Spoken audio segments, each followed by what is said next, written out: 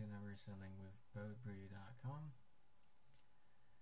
We're proud to present to you another versus constructed video. It's modern this time. We're continuing the April series of playtest matches. On the left side of your screen is collected Abzan or Project Melira or Project Anafanza, I should say, because Anafanza plays a much bigger role right now in those lists. This is basically your actual pod without the pod, but with 4 of collected companies and 3 quarter coins. And to the right are black-white tokens. I had no turn 1 play, even though I stored it, while my opponents just fetched for a swamp and cast Inquisition of Kozilek. I showed him 2 more lands, actually 3 more lands, a Spellskite, an Abrupt Decay, and a Collected Company, which he wouldn't be able to take. And Decay is much better than Spellskite against him because it kills all his enchantments pumps for the tokens, such as Honor of the Pure or Intangible Virtue. So at the end of his turn I just fetched the Gunless Shrine because in case I would draw an offense I would like to be able to cast it on turn 2, so I needed double white sources for that. I already had at least Rager Verge Thicket, which I would play on my second turn anyway. So I just cast the Spellskite to protect whatever I had. So here you see just a Spellskite from you on turn 2. Now overplays, but he still has some grown tokens and also some paths, so Spellskite is really not that bad against him. So his turn 2 is just a Tidal Hollow Scholar. This is the same 2 lands and the Chord and Collected Company. He can take either or, but because I already have 2 more green sources in hand, and because he's not essentially aware of all the cards in my deck, so he decides to take the Chord Calling, which would he thinks gets me some way to get rid of the Scholar and get back the Chord, in case he would have taken the Collected Company. So I drew and immediately played the Cartel Aristocrat and played another fetch land. His turn was a tapped Godly Shrine and passing the turn, probably setting up for end the turn, raise the alarm or something like that. So end the turn I fetched for a tapped Shockland. In my opinion, he should have taken a Collected Company there, especially since I don't run the Murderous Red Cap in my deck anymore, so there is no pinger like that. So I decided to see what's going on, and just in my turn 4 blind Collecting Company. Well, it's most of the time blind. And I hit 2 more pieces in form of Kitchen Finks and Anafanza. So that means infinite life for me. The way it works, sacrifice the Kitchen Finks, it gets back as a 2/1. It would be the smallest creature on the board. It would get a bolster counter.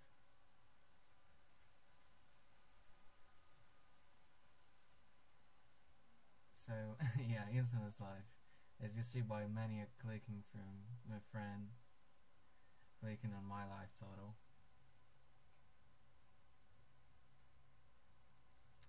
So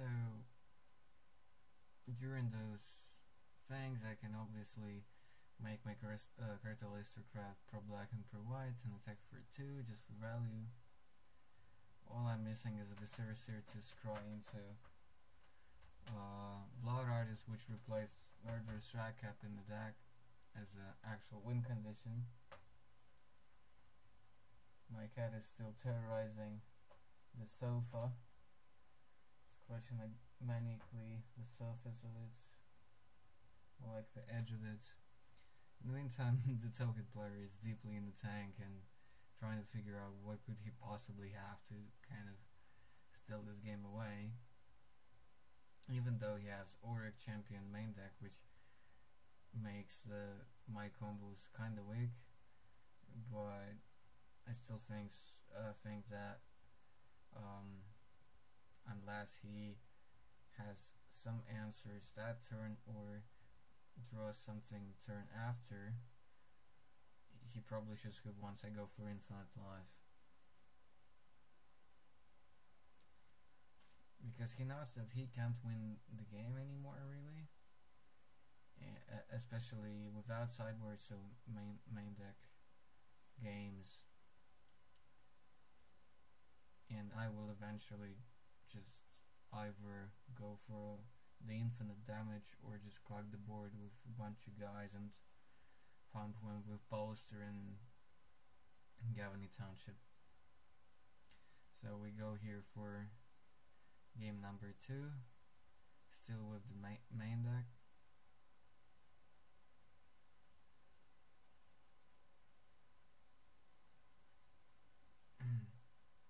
So he was trying to think whether it made any sense to keep on playing for him.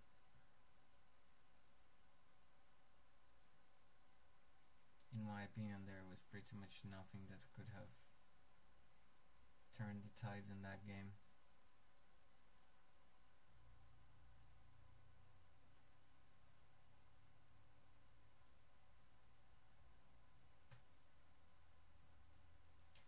The cat calmed down, so I can probably close my door and hope it would not want to travel around the apartment once again and just stay at one spot, hopefully.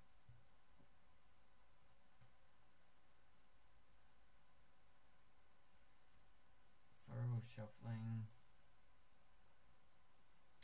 So yeah, I did make a TOEFL of some moderately competitive series local modern event. It was just 42 players, but there were some cash prizes, and it was officially competitive in terms of rules enforcement. But in that build I had a red cap and not blood artist, which is better probably in this deck because you can flip it from Galactic Company, and I had one Core Fire Walker and one Burns and Forstender in the deck, and right now I'm replacing Burns and Forstender for another anti-red card. So he starts with a Shrine and Inquisition. He says that I'm just on one land, but it's a green one essentially. It's a Verdant Catacombs, but I have 2 birds. If I would have had just one bird, it would have made his choice much easier. So he also says an offensive voice, Chord, I think, and a Galactic Company, and he decides to take away an offensive. So just because taking one bird there wouldn't matter that much, so he decided to take out one of the combo pieces. I go for a fetch Temple Garden, so I bold myself and obviously cast a bird to accelerate. He goes for Auric Champion. That means I really need to draw or flip Ponti from one of the tutors, of which I already have 2 in my hand. So both Company and Chord, whichever gonna be castable first. He gains 1 more life from me casting an offensive, which I just ripped from as a top deck. I'm not sure which one is better here, to have an offensive already in play or actually draw more lands. So now another Auric Champion getting life from there. He's at 20. Auric Champion is basically a 1/1 pro black pro red, and whenever another creature enters play, you gain 1. Now he gains 2 more life from just a bird. I bolster on another bird.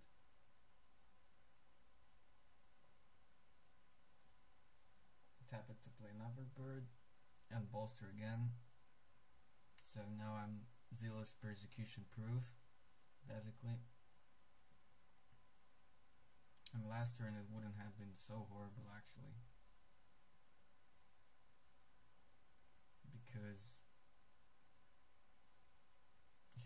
kill one of my birds. So he goes for Inquisition to see what's going on, and I naturally drew a Pontiff, which is kinda sad for him. You can already see a Zealous Persecution already in his hand, but he doesn't want to risk it, so he takes away the Pontiff, and then I still have Witness in my hand, which I can cast next turn and get back Pontiff, because there is no reason to make him be able like to cast Persecution and blow me here. That's a terrible expression to say. We're both straight, so no worries on that. So I didn't block either of the champions, because then he would just kill whatever the guy I would block with, plus the bird without the counter. So Eternal Witness targets in Pontiff, he gains a knife, I bolster once more. Witness is the only target for that.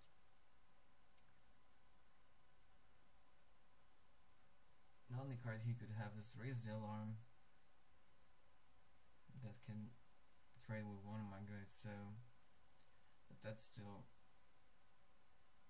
something which I should be worried about, because I didn't want to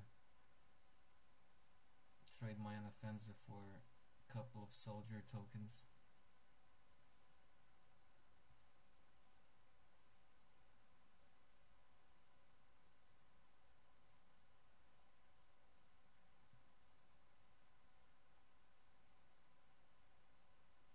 He knows that I returned back Pontiff, and he knows pretty much all the other cards in my hand, except for one, which I drew last turn.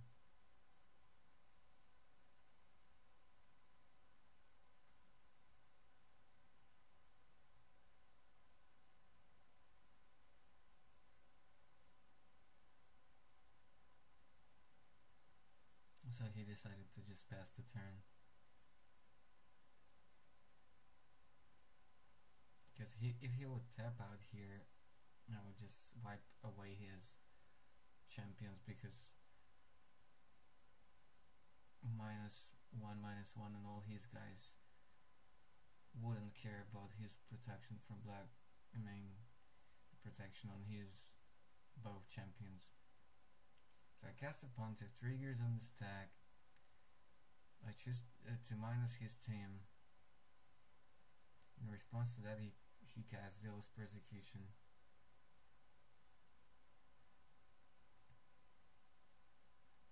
Both Pontiff and Witness will die, because they both would have 1 toughness.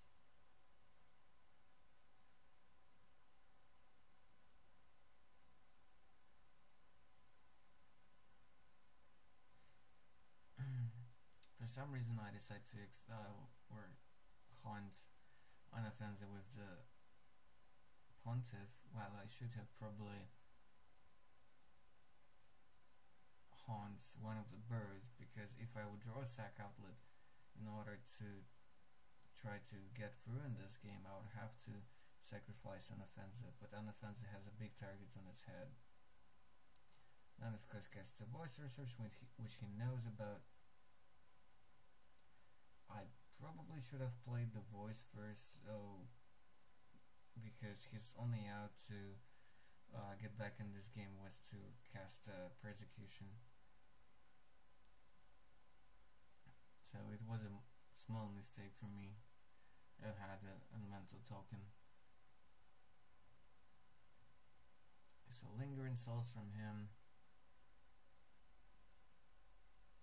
Flashback.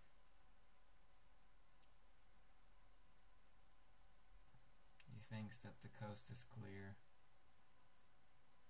but it's not really clear.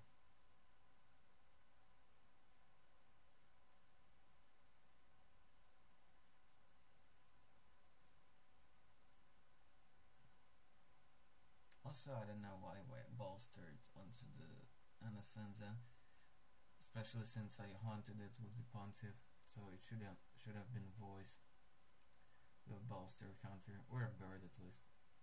So collected company hand with just 1 mana up.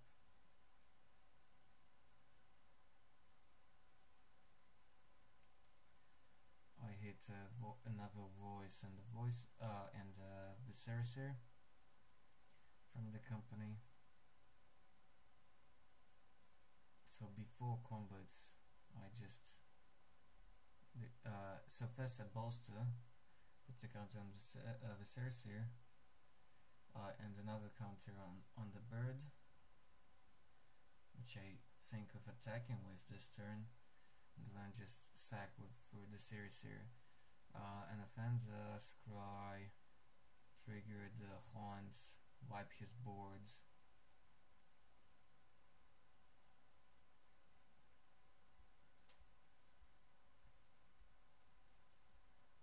Then attack for 4. Surely he's just down to 36, but that's still not that much life with the board that I have here.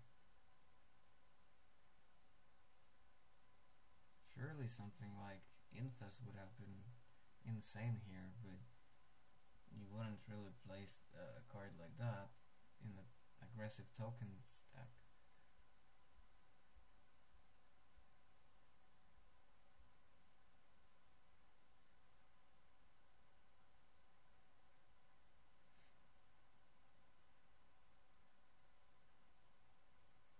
So in tap, drew the card per turn, tank for a while. It's amazing that I just drew and played my third land of this game. So it was really good that I had a bunch of birds, and especially Anafanza, so that my birds wouldn't die from the persecution. So I cast another collected company with just 2 mana up. Hit another witness and scavenging ooze. Get back Anafanza. So 2 pieces there now, and a lot of pressure.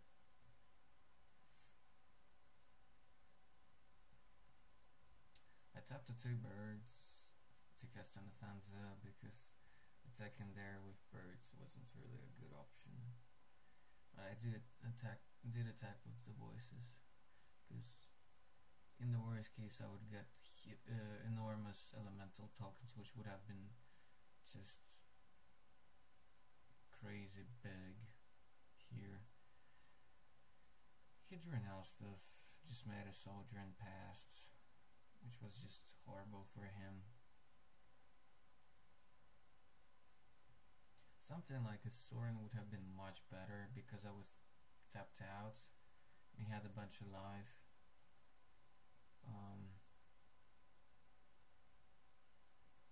Even though he would sacrifice Soaring, but he would deal me essentially 8 and so on.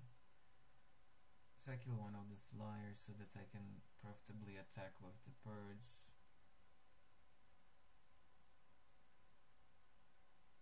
Things of that nature. Then I fetch, grab the forest. It's also pretty nice that with Blurred Artist replacing Radcap in the deck, you pretty much never need a second black source unless you want to hedge against their Blood Moons or land destruction, or if you want to cast multiple DKs in one turn.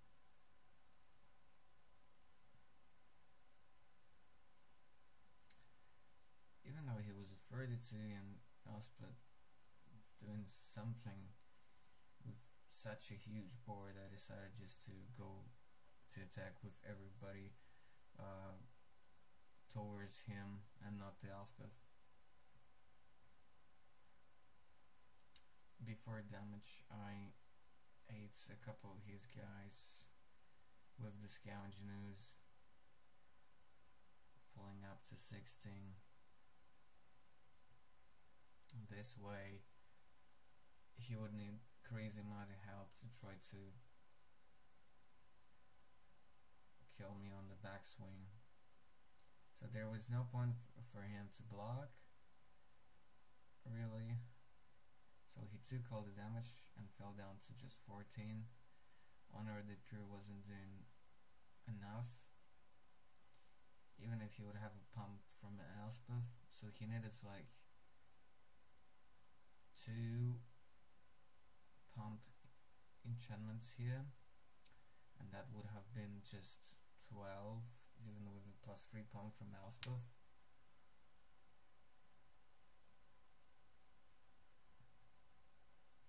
So it was really safe to just pass the turn after the last attack sitting at 16. And the turn I decided to get more action because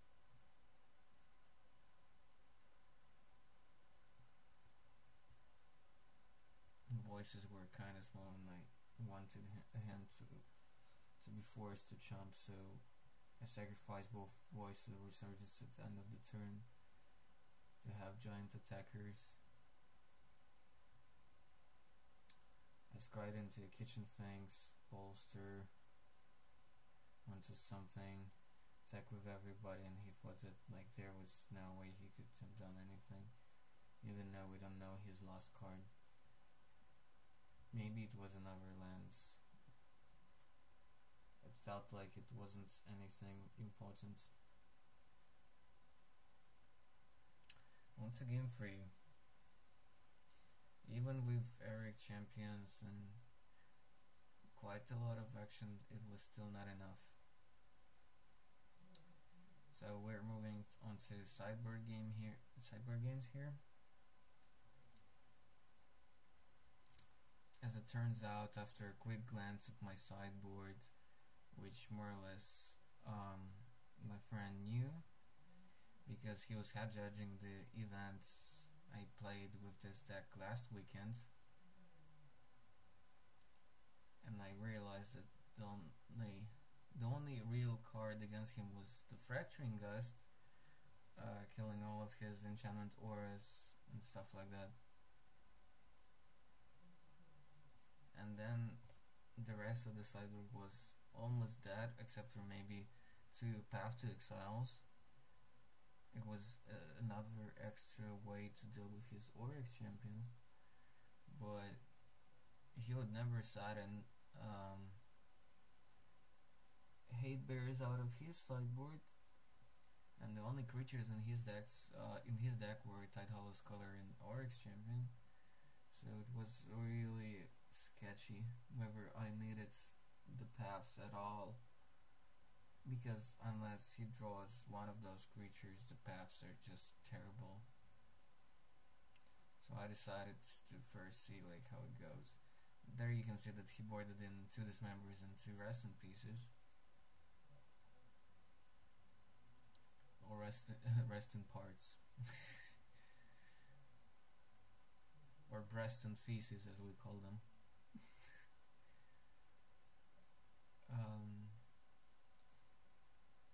Yeah, the Spellskite seemed like the worst card against his deck, even with Paths and Dismembers, which I didn't know he was bringing in. So I decided to cut one of those, because there was still 1 Spellskite left in the deck, which was still fine. It would block all of his ground guys. It served as a protection spell against his paths and anything else he would bring in. He was tanking for quite a while, like what to take out, because he knew I had DKs in main deck,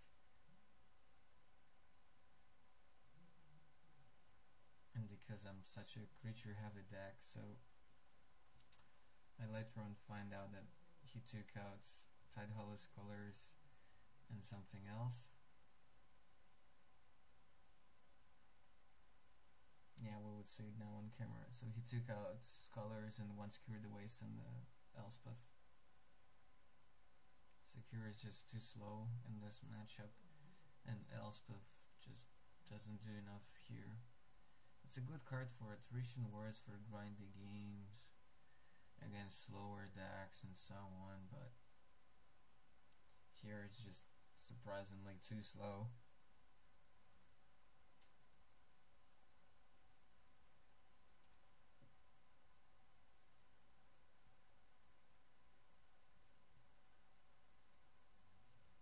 Somebody might think that Pontiff is not necessarily a main deck card for me, for the collected Abzan, but I feel like even outside tokens there are so many matchups that it does so much.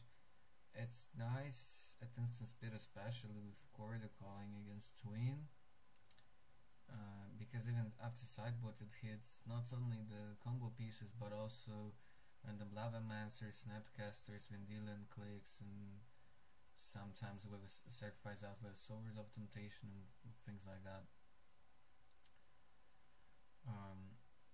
And then it's great against Affinity. It kills Lingering Souls tokens also against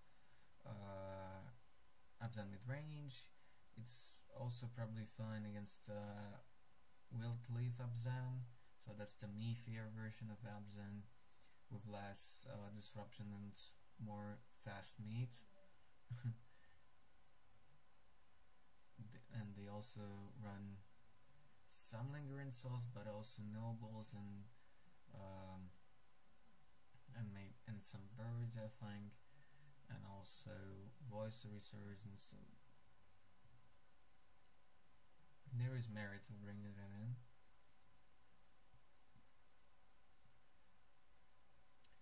And it's not just a minus ability, it can also pump your team for a turn. And with Sacrifice Outlet, it's double pump for a turn. So his turn 1 play was just Windbrisk's Heights.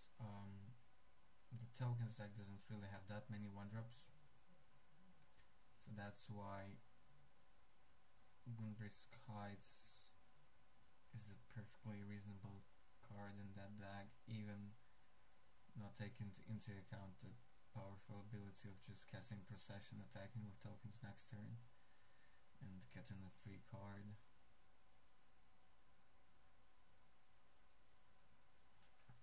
My friend was really debating after the matchup whether he would want to play 2 Windbrisk Heights or up it to 2 copies. He already plays, of course, the Vault of Archangel.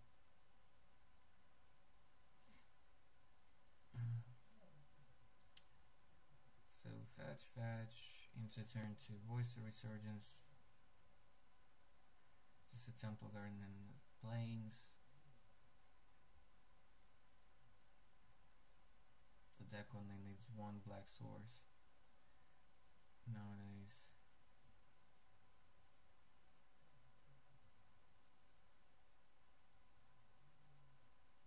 So that was a Raise the Alarm. On his turn, because of Voice of Resurgence. Now I had a few choices what to do here.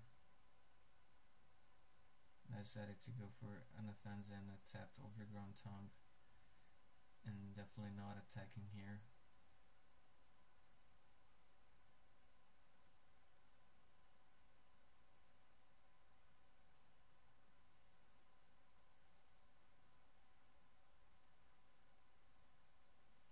Voice is, to be honest, quite a good card against tokens. It forces them to reveal all the tricks on their turn.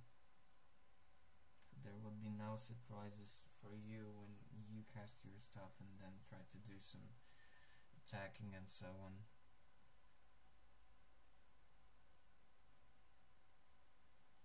It blocks the ground guys, especially without the pump. And if he deals with it or I chump block with it, it gives me a giant token. But now there's a Rest in Peace, I think, first. It's like, yeah, sure, I will get my elemental token in the worst case, but Voice triggers when it dies, so, and with Rest in Peace in play, it wouldn't die. So I make a pretty bad attack here.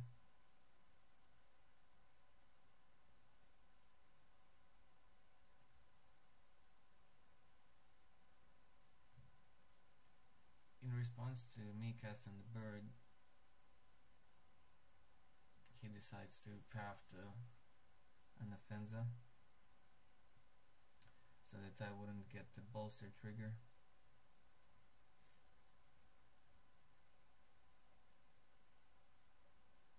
I get an elemental since he cast a spell on my turn. Get a basic first, then I attack with the voice. He immediately blocks. I think that I'll get an elemental, but yeah, he quickly points to the rest in peace and play. So that was a bad attack from me, but I still have some gas in hand, and he has no creatures, even though he has a Windbrisk side. Rest in Peace didn't do a whole lot just yet. Then Intangible Virtue. No tokens yet. But with 2 mana up, he might have raised the alarm. I attack with a 2/2 elemental token. He gets 2 soldiers with Intangible Virtue in play. They're both 2/2s. He blocks with both. Right after that, I cast Fracturing Gust, destroying all the enchantments. In this case, Virtue and Rest in Peace. Gain a bit of life. But most importantly, I trade a voice token for both of his guys here. Since I was a little bit like, not exactly scared, but trying to keep his Windbrisk in check. Spectral Procession from him. 3 spirit tokens. Another land, 1 card in hand from him. So I would rather like to do something about those tokens, because otherwise he would activate Windbrisk.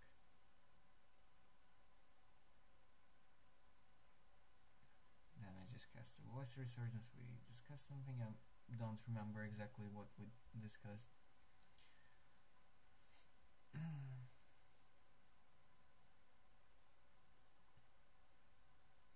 Then on his beginning of combat, I decide to decay one of the spirits. Obviously I would break enchantment if you have played it in the first main phase before attacking.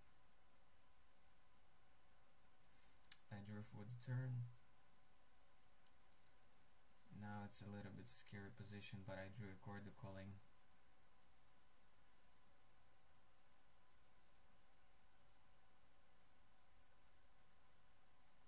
And that says Order of Pontiff, and that says goodbye your guys unless you have a Persecution.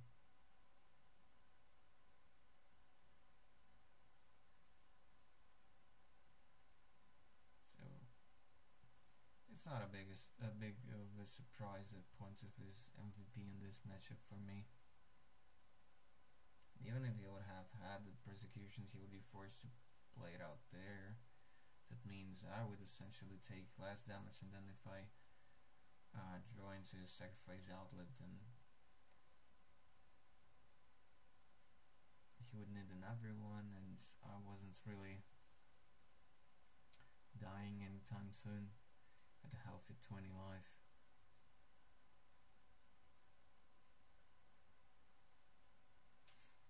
I attack first with the 2 guys. Takes 3 damage. I had a Collected Company and an Abrupt Decay in hands, if I remember correctly. So there was not much reason to play them on my turn, simply because I didn't have any combo piece in play, and I normally need 3 to do funny things. I sort of should have responded to Auric Champion with the company here before he would slam it. I'm not sure. This way he wouldn't gain 2 life at least. So that was another small mistake. I said a bunch of lands and the only creature I hit was Kitchen Fangs. So he gained just 1 life. But that doesn't matter. Kitchen Fangs is actually quite good against Auric champions because it's not red and it's not black and it's a 3/2 body, so quite a fine attacker.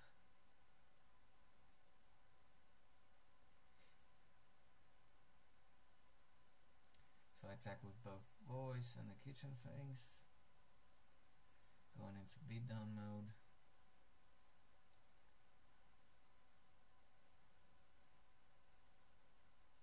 And then I played another Kitchen Fangs. Surely he gained 1 life. But he was running out of gas. Quite flooded at this point.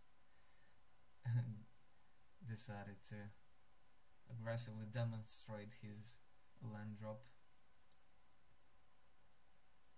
sort of signaling his sad situation here. So I attack with both Kitchen Fangs and a Voice.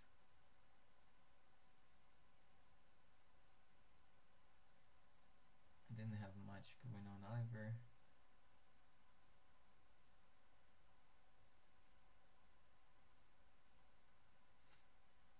So he fashioned the turn down to 3.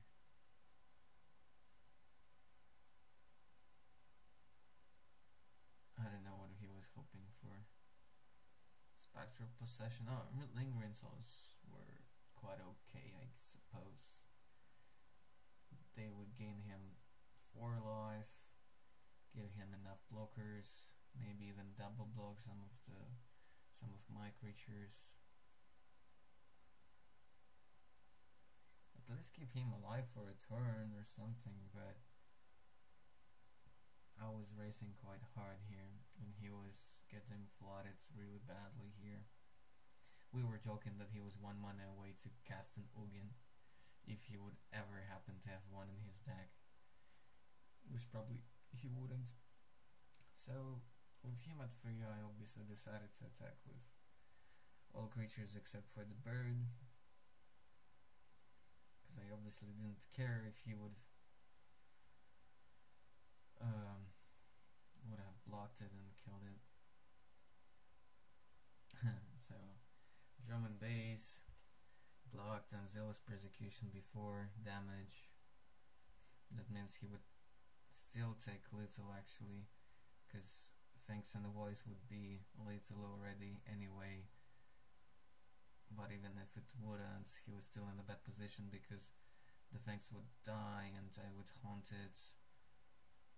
I mean the Fangs from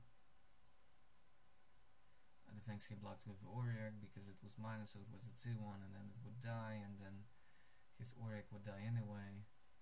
And what was under his heights was just another Persecution, which he said he would much prefer this game to be in his hand than under the stupid heights, which he was never ever able to activate in this game, because I was always so cautious and trying to keep it in check and spending a decay on one of his tokens just so that he cannot get the free card, because I felt like the game was progressing in my favor most of the time, unless he would flip something insane. So as you can see, Rest in Peace is not really insane against my deck. Timeless Zealous Persecution probably would have been. Yeah. I feel like if he wouldn't have braked for a couple of turns with some flood and played some tokens, I was still in fine position. Because I was ahead on life, I had decent board presence, so I would just attack with Kitchen Fangs and things like that, and he would either have to take it or block it, and etc.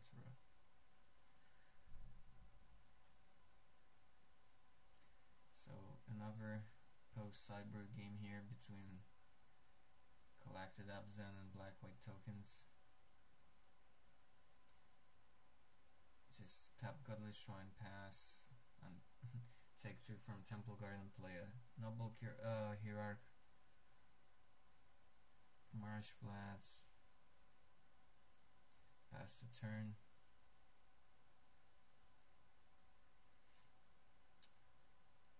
You guys would see the full deck lists on the video at the very end and also in the description below.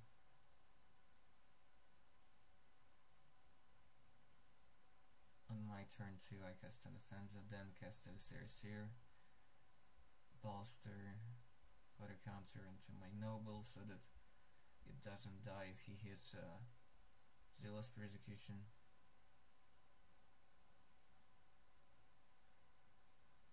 So just to raise the alarm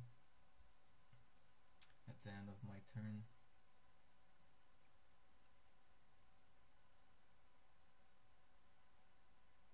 If he would have had Zealous right here, that would have been rather sweet because he would kill both my Cerisier and the Noble.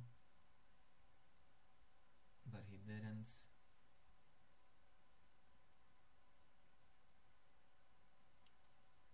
But if he didn't, then putting the counter in the Noble was a very fine security, because I need all my mana in this matchup. Yeah, rest in peace from him, and just passing the turn. No third land, unfortunately, so that's a big find because that's Lingering Souls and Spectral Procession territory when he's on 3 mana. I'm at 3 mana here with a much better board already. I hit land number 3. By the way, I do play 23 lands, unlike most lists which play 22, because I do want to hit all my land drops until turn 4 even, sometimes. But I do play only 6 mana dwarves, so 4 birds and 2 nobles. Cast Decay onto his Rest in Peace, then casts Quasi-Leopard Mage, put a counter in my guy from the bolster, attack with an offensive. He doesn't block it. I think the reason why I attacked here with it because I had another one in my hand, so it was fine. No, damn it, my pun here, that was double exalted triggers from Noble and the Pride Mage. It was a 4/4 attacker.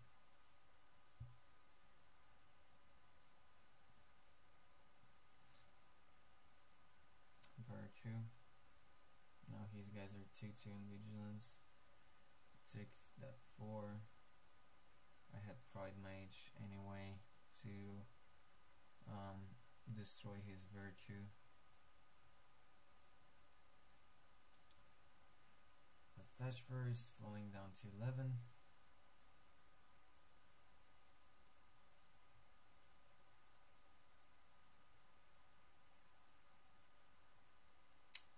Fetch the swamp.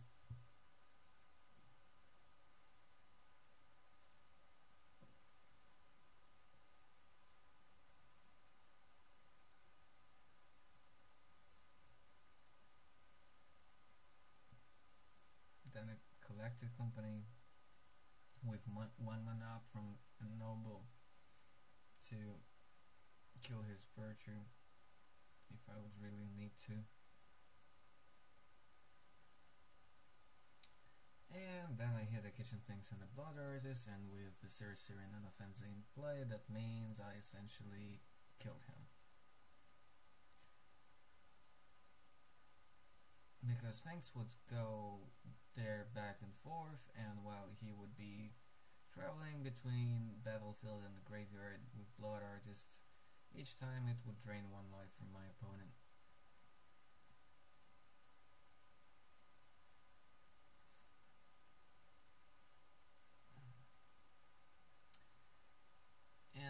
if I wouldn't have had all the combo pieces from that collected company, I was still in a fine shape because I was kind of beating him down much better.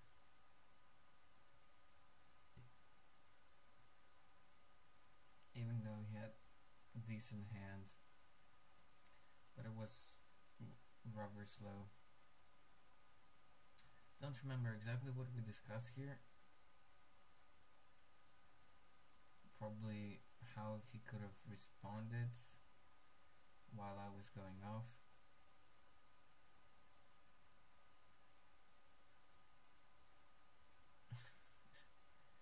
I'm not exactly sure what was going on there. Yeah, I think he was thinking like how he could have responded if he had a path. Like, I sacrificed my guy, it's still not going back. There is no bolster. Well, of course the path and response breaks the whole thing, but it was okay. I didn't mind that. I was already ahead on board. When he missed his third land for a while, and also he cast a Sword of Dead Rest in Peace here. That essentially slowed him down too much. So yeah, he reveals the way he boarded, and after you're subscribed, guys, you will get to see like our full deck lists. Just kidding, you would get to see over our full deck lists here on the video, and I will explain what actually is in there. And also you could just open the links in the description below the video. That's a massive link, but I would have some time to describe you the list, especially the sideboard. That's the upper row for me and the lower row for him. 2 core fire workers, 2 paths, 1 Kataki, 1 fracturing gust, 1 even mind sensor, Eidolon of Rhetoric, 3 Thoughtseize, 4 Fulminator mages. His sideboard is 2 rest in pieces, 2 disenchants, which would be swapped into probably a Sundering Grove, which is just a strictly better card, gives him a token. 2 core firewalkers, 2 Katakis, 2 Everson Canonists, 3 Chalice of the Void, and 2 Dismembers. My build is rather usual one, while his main difference is main deck Oryx Champion and Tight Hollows Color, no Bitter Blossom, no Sorin, just Secure the Waste and Elspeth. The rest is rather usual. 5 discards main deck, 4 Inquisition of Kozilek and 1 Thoughtseize. And my deck is rather a stock one. Only 2 Gavany Township because of all the color, the mana requirements. There is only 1 Cartel Aristocrat and 2 Viserys Seers, 2 Unoffenses and 1 Melira, because in fact it's still a deck. Alrighty guys, that's for it for the matchup. Give any feedback you feel like. I always reply to all the comments, or read them at least. So I hope you guys enjoyed this as much as I did. The matchup for tokens seems kinda miserable, so once again don't forget to subscribe, because this way you will be able to keep up with everything.